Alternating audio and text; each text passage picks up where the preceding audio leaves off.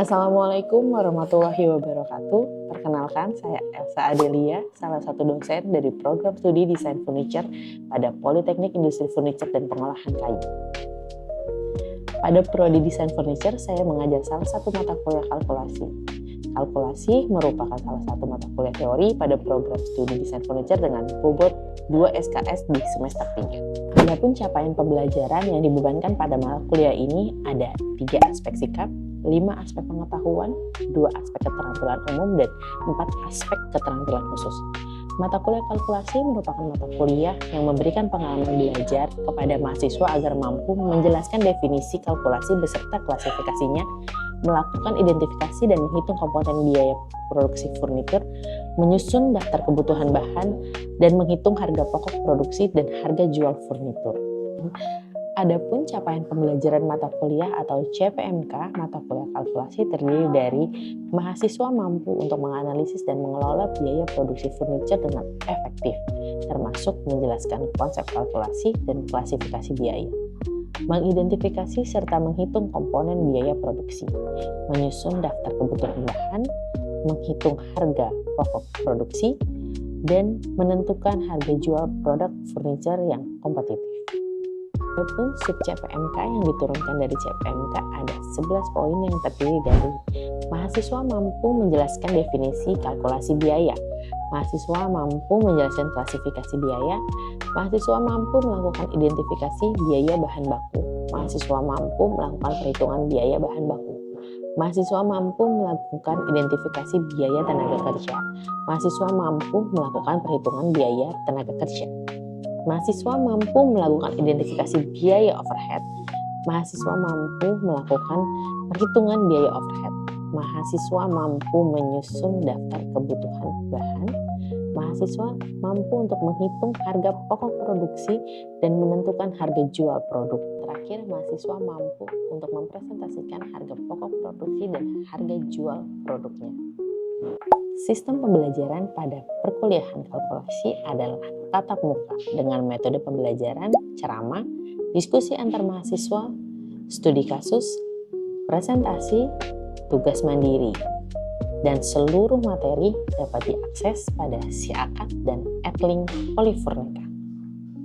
Adapun sistem penilaiannya adalah sebagai berikut: nilai sikap yang terdiri dari kehadiran dan perilaku 15%, nilai tugas berupa tugas mandiri ataupun tugas kelompok dan tugas struktur 20%, nilai ujian tengah semester 25%, nilai ujian akhir semester 40%.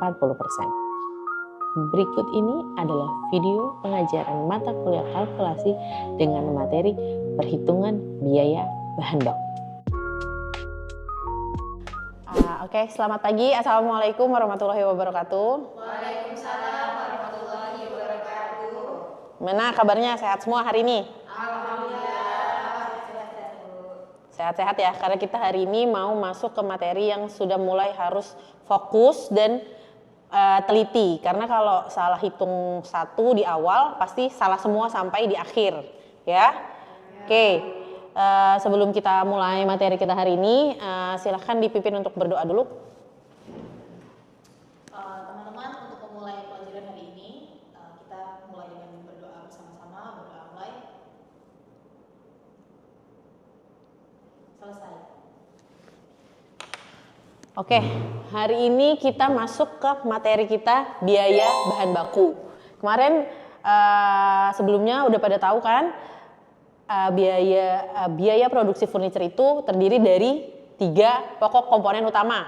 Apa? Ada yang ingat di awal-awal kita sudah bahas? Bahan baku. Tenaga kerja. Terus? Hah? Mesin masuknya apa? Overhead ya. Jadi 3 komponen utama itu adalah biaya bahan baku, biaya tenaga kerja, dan biaya overhead. Nah, hari ini kita masuk ke komponen yang pertama. Jadi ini memang bagian penting. Jadi 3 ini nggak bisa kalian lewatkan ya, 3 materi ini.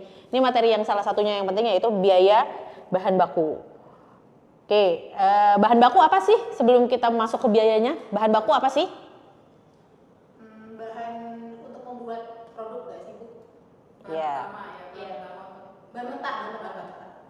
Jadi bahan baku betul ya tadi yang disebutkan, bahan baku merupakan bahan utama, ya, merupakan bahan utama atau bahan yang digunakan dalam proses produksi furniture yang membentuk seluruh bagian produk jadi, dapat diperoleh dari pembelian atau pengolahan sendiri, ya. Nah, kita masuk ke biayanya, biaya bahan baku, biaya yang dikeluarkan untuk memperoleh semua bahan baku yang akan digunakan dalam proses produksi menjadi bahan jadi. Ada biaya apa aja? Biaya bahan baku itu meliputi biaya pembelian, biaya pemesanan, juga biaya penyimpanan. Jadi kita beli bahan baku kan udah beli, itu mengeluarkan biaya ya, kita beli kayu, itu biaya yang pertama. Lalu biaya pemesanannya kan kayak kita misalnya order Shopee itu kan ada biaya pesanan, ada kan biaya pemesanan gitu kan, ada beban untuk biaya pemesanan itu. Termasuklah di situ biaya pengiriman dan lain-lain. Lalu yang terakhir ada biaya penyimpanan. Kita beli kayu juga bukan cuma beli aja, kita kan simpan. Kalau misalnya kita nggak punya tempat, kita harus sewa gudang. Nah, itu merupakan biaya penyimpanannya gitu ya. Oke, harapannya udah paham semua dulu nih. Oke, sebelum lanjut, ini merupakan kilas juga nih, review materi sebelumnya. Bahan baku itu terdiri dari bahan baku apa dan apa? Oke, berarti masih ingat nih ya, masih fresh berarti ya pelajarannya, betul. Ada bahan baku, jenis bahan baku itu adalah bahan baku langsung dan bahan baku tidak langsung. Nah, bahan baku langsung itu apa? Bahan baku yang kalau kita bisa lihat itu merupakan bahan baku yang kita udah kelihatan nih, misalnya ini kursi ini contohnya ya. Nah, kalian harus udah lihat nih bahan bakunya apa? Udah kelihatan belum bahan baku langsungnya? Kayu. Terus ada stainless steel atau logam ya, ini itu adalah bahan baku langsungnya. Kalau bahan baku tidak langsungnya apa? Contohnya lem misalnya, atau mur baut yang menjadi konstruksinya itu nih ya, ini kan tidak kelihatan ya kayak mur bautnya ya. Jadi ini merupakan bahan baku tidak langsungnya. Oke, jadi kalau bahan baku langsung itu yang kalau saya bisa jelaskan lebih rinci supaya kalian bisa ingat, itu bahan baku yang kalau kalian lihat produk itu kalian sudah bisa mengidentifikasi langsung. Apa sih bahan baku langsung itu? Adalah bahan baku yang bisa kalian identifikasi langsung dari produk yang kalian lihat. Contohnya tadi ya, kursi tadi ya, itu udah kelihatan nih Bu, ini bahan bakunya kayu, lalu stainless steel atau logam gitu ya, atau besi gitu. Lalu yang tidak langsungnya adalah bahan baku yang tidak bisa diidentifikasi secara langsung. Jadi kalian harus lihat detail, misalnya oh ini Bu, ini mur, ini baut, ini lem, ini pakai apa gitu ya. Itu tadi bahan baku tidak langsung. Nah, ini adalah sistem perolehan bahan baku. Sistem perolehan bahan baku itu ada yang pertama dari bagian penyimpanan atau gudang melakukan pencatatan bahan baku ya, pencatatan bahan baku dan permintaan pembelian bahan baku. Lalu mencari dan memilih supplier untuk melakukan pembelian.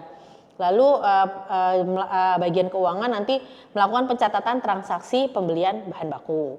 Ini sistem perolehannya. Lalu faktor perolehan bahan baku. Yang pertama ada kualitasnya. Jadi bahan baku ini juga dipengaruhi oleh kualitasnya ya. Jadi kalau kualitasnya itu baik, nanti kan harganya juga menyesuaikan ya.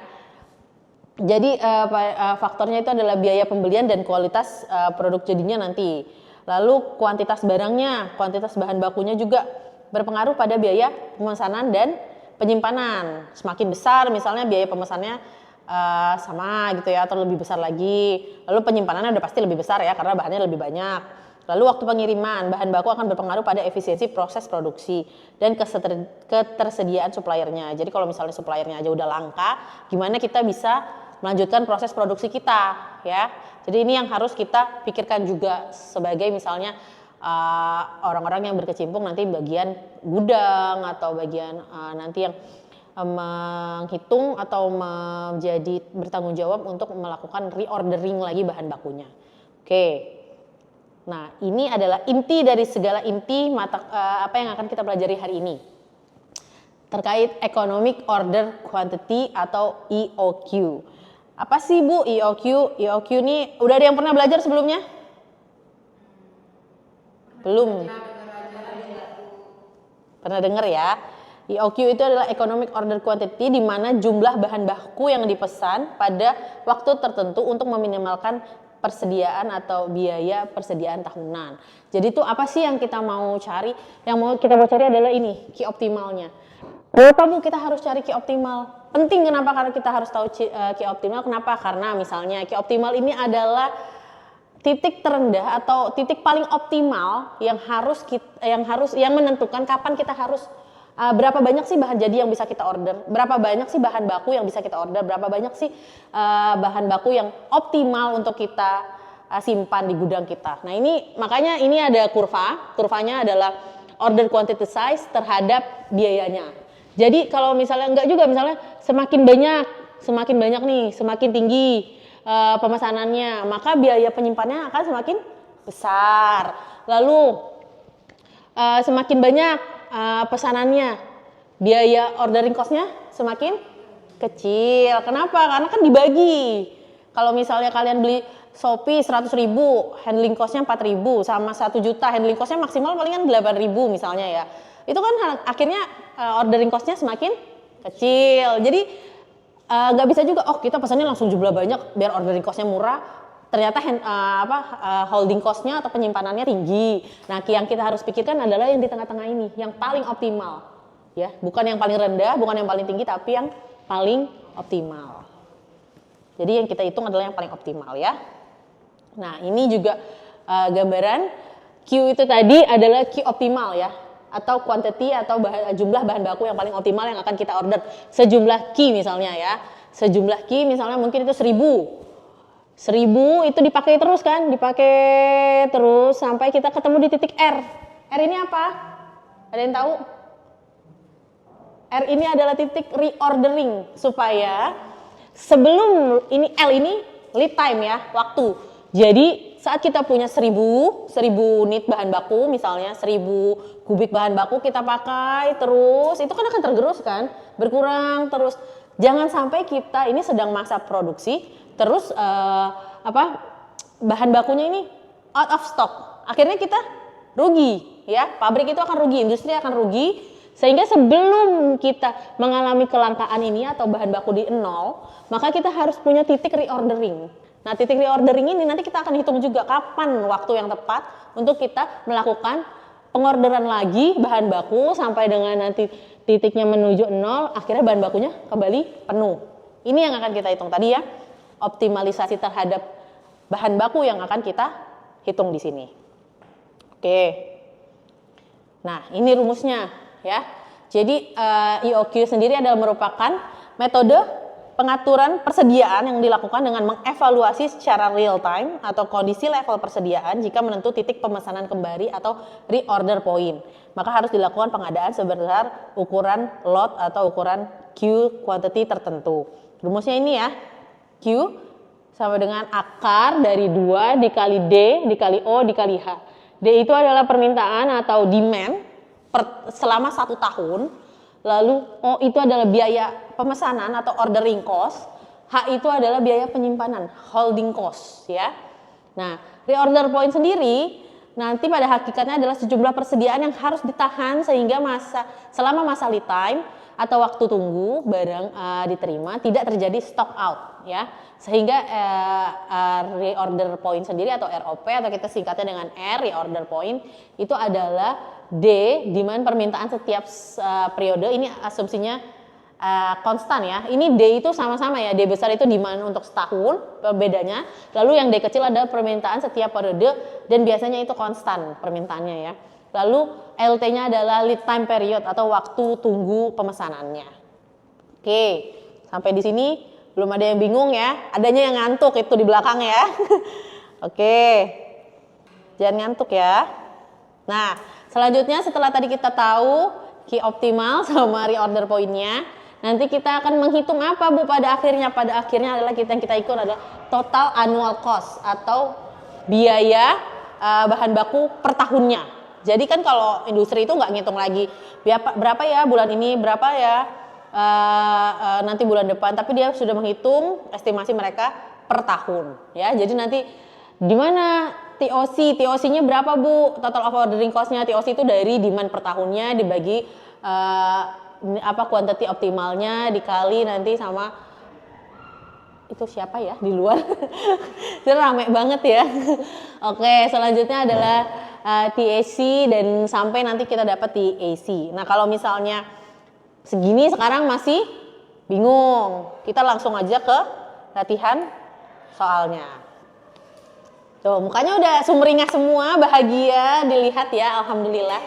Jadi kita langsung aja nih di sini ya, kita coba nih berdasarkan data bagian keuangan tadi ya, dari rumus-rumus yang tadi sebelumnya, berdasarkan data bagian keuangan, penggunaan bahan baku item X sebesar 1000 unit selama 1 tahun dengan perhitungan minggunya setahun itu 5 minggu. Lalu biaya pembeliannya tiap unit sebesar 10.000. Lalu biaya setiap kali memesan item X sebesar 15.000. Lalu biaya penyimpanan item X selama 1 tahun diperkirakan sebesar 30% dari biaya pembelian. Apabila waktu tunggu pengiriman item X selama 2 minggu, maka tentukan EOQ, ROP, TIC, dan TAC. Oke? Oke, dari sini susah? Gampang? Susah karena belum dicoba. Sekarang kita coba dulu, tentuin dulu. Kalau kan tadi rumusnya udah ada, jadi kita tinggal tentuin dulu nih. Apa? Coba saya mau tanya dulu. Tadi rumusnya EOQ kita apa? Nih ya. Q sama dengan 2 dikali D dikali O dikali dibagi H. Ya. Oke, sekarang tentuin dulu nih. Dari soal ini tadi, bahan baku item X sebesar 1000 unit selama setahun atau 50 minggu. Itu apa? Penggunaan bahan baku item X 1000 unit ini apa? 1000 unit yang pertama itu apa? Ada yang tahu gak? Demand, betul, D ya. D-nya 1000. Terus selanjutnya biaya pembelian tiap unit 10.000 itu apa? Ada yang tahu gak?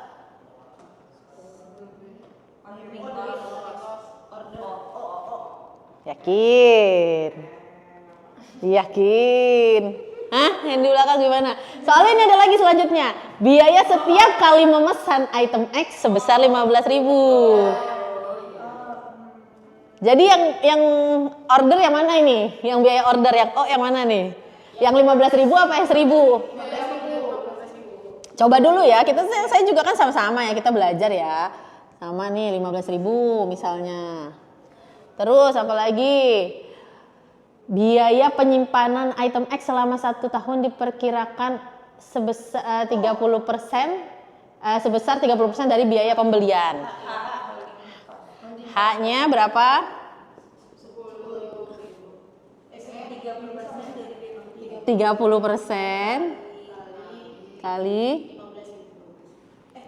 dikali 10.000. Ini aja baru kita menentukan, belum menghitung ya, udah bingung semua ya. Berapa 30% kali 10.000? Benar ya?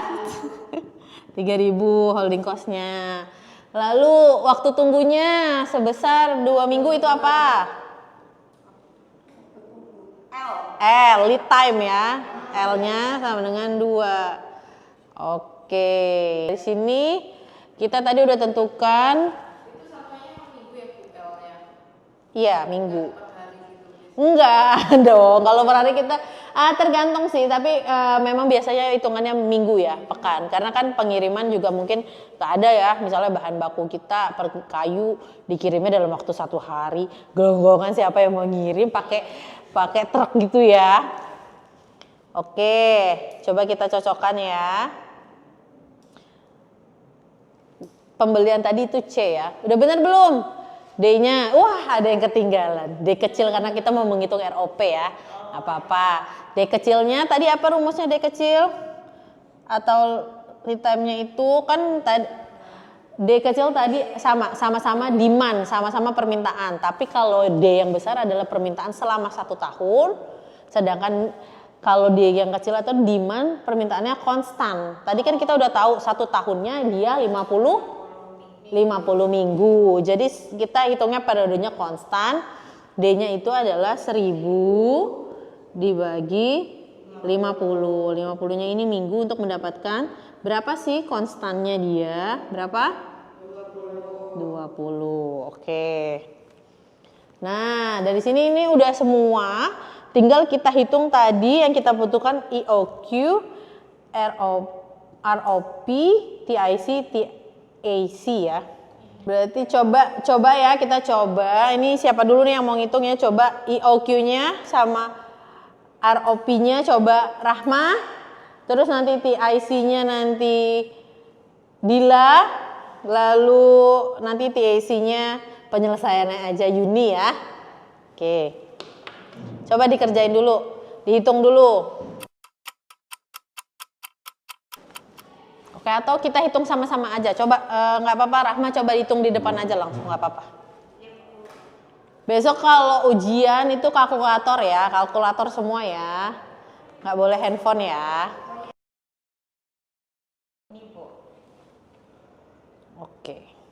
Oke. Sampai sini ada yang beda nggak? Dimas? Sama? Manggut-manggut aja, sama ya? Oke. Coba sama. Berarti lanjut coba TIC-nya nih. TIC-nya ya? Tadi Dila. Oke, coba lanjutin. Selesai. Ini udah selesai nih.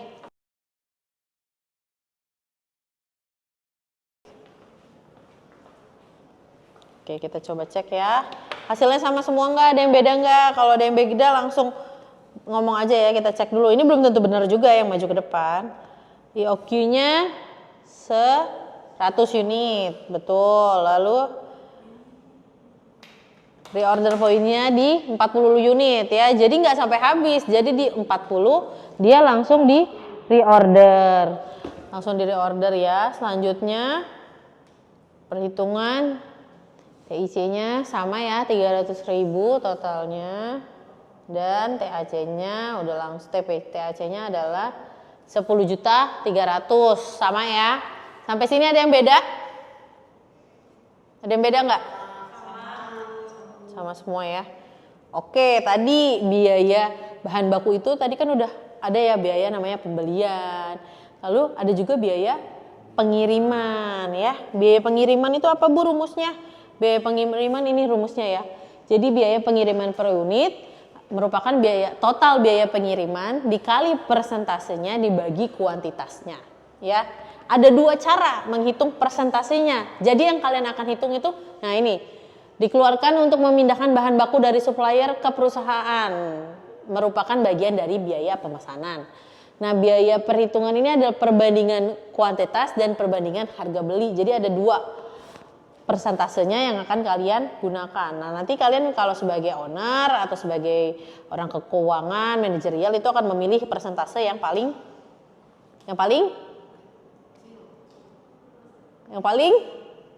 kecil ya. Karena supaya biayanya sedikit. Jadi kita ada dua caranya, tetap akan menghitung dua caranya. Jadi ada perusahaan membeli 3 jenis bahan baku, kita sebut item A, B, C.